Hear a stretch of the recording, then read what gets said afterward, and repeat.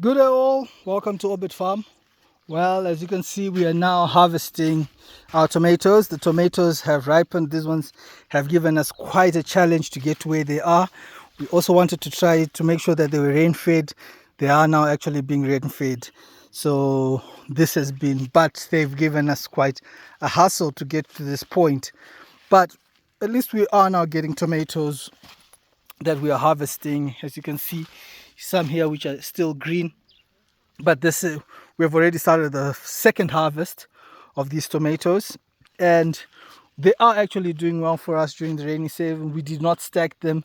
These are self-determinant tomatoes, which means that we do not, once they're finished fruiting, we are not going to be in a position of taking these tomatoes and actually trellising them. You can't trellis these ones. Once they've given all the tomatoes once, that's it, then they die, the plant dies. Well, on another note, then the butternuts, as you can see, let me get you too close to a butternut.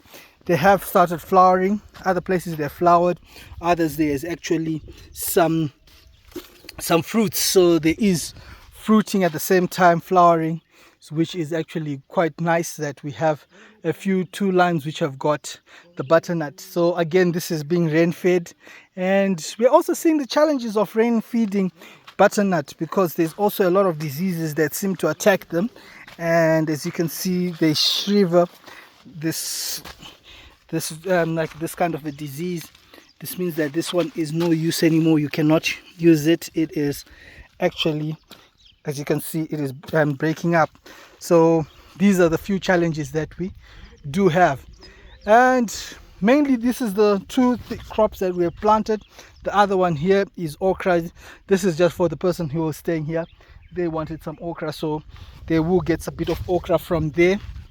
And after that, we are happy with the fruit trees where they are and where they're getting.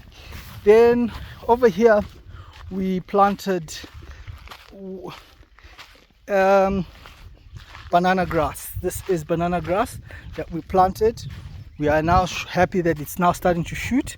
This means that we will, this is not really anything, this is mainly for animal feed, but what we're trying to do is that we're trying to grow a few here, there's few at home, and then we are going to then see how we can use it. Mainly this is for the rabbits. This is the thing that I wanted to do for the rabbits here at the farm, so that when I take some of the rabbits and bring them here, they will also have some grass.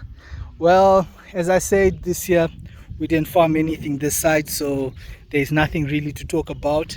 Reasons being, as I said, we were not willing to spend a lot of money for it to then fail, and a lot of people have failed due to the amount of money that they've already put into here.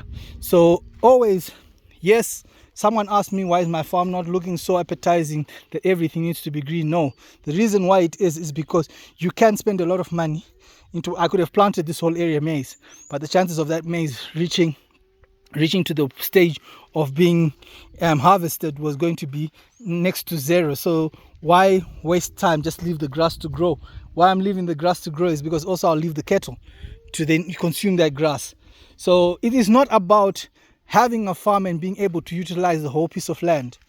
There are times when you will be able to utilize it, and then there will be times when you won't be able to utilize it. The time is it's not because you're failing to utilize it, you're just failing because of the fact that one, your resources that you do have are not enough, or two, you're looking at the weather patterns and the patterns are not really conducive for you to be going all out.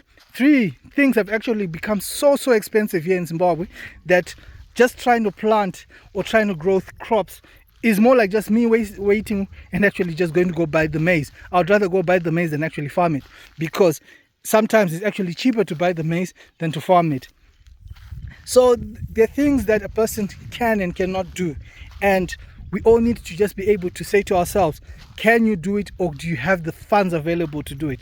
Yes, I could have planted, but I know very well that I would have made a loss, because the amount of time I replanted just this section to get this maize to where it is has taken me quite a long time.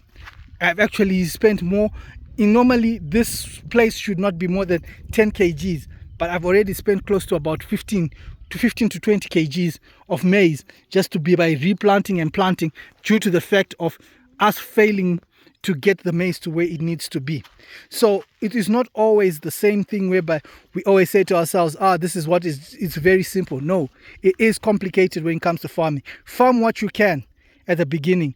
When you can, you grow it. If you can't, you reduce it, due to the fact that when you lose money, you do not feel the pain that when you lose total money.